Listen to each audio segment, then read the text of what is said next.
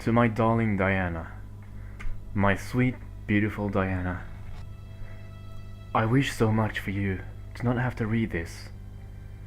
I wish you didn't have to feel the pain you will feel by the time you have finished uttering my words. Alas, you must, as these words are my last. Don't fret, my love, as my death shall be fast. A gentle kiss of a bullet through my temple, and I shall be gone. But first I answer the questions no doubt plaguing your mind. The questions you were too scared to ask, afraid of the answer or my reaction. The question that troubled you as I creeped out the door whilst you pretended to sleep in our bed. You were so convinced I was cheating. In your head, I must have been no less than a filthy animal with little regards to your feelings. I wish you were right.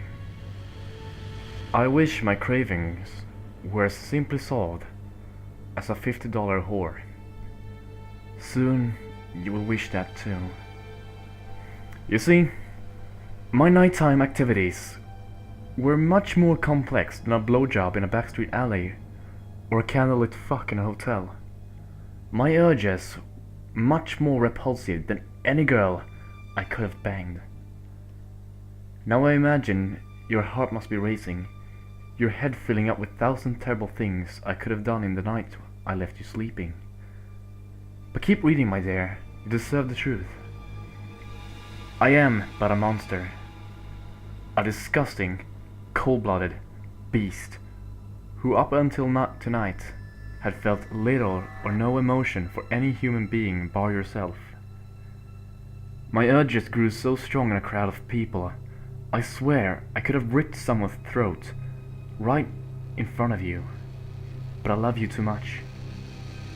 That is why, my darling, I would leave you in slumber as I roam the streets looking for my next fix, my next victim. Again your head must be spinning. Have you slept in the arms of a murderer? Have you looked into the eyes of a killer? Once I found the perfect person to fulfill my intentions on, I would follow them for perhaps a few minutes. Enough for them to notice my presence and start questioning it. Enough for me to smell the fear in the air they exhaled, until I closed the distance between us, and before they had the chance to realize what was happening, their neck was sliced with a perfect cut. And that's when the real fun began. With each cut I made into the warm flesh, a new river of crimson would pour down my hands and across their skin. The smell so tempting I could almost drink it straight from the corpse. I now expect you are completely horrified. But fear not, my sweet, for when you have read this, my blood shall be the blood shed. Up until a few hours ago, remorse was not something I never experienced. It meant nothing more than a word to me. But now I am consumed by it. As I'm writing this letter, tears fill my eyes, and my hands gently quivers. What could have done this to me, you ask?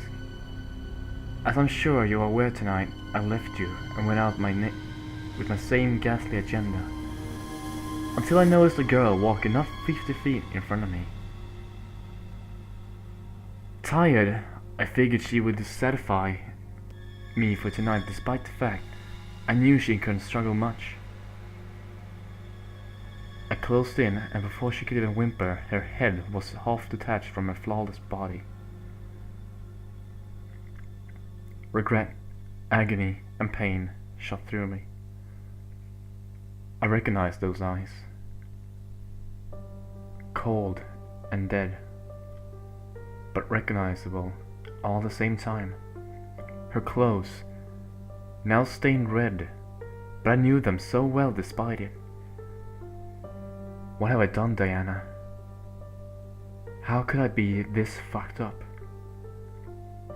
She lies with me now, her head on my lap as I write this note. I can feel her eyes set on me, watching my every twitch.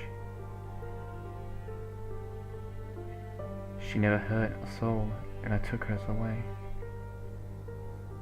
Her porcelain skin now red with my regret. She could have been anyone, yet she was not anyone.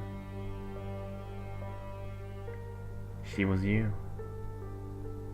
I'm so sorry, Diana.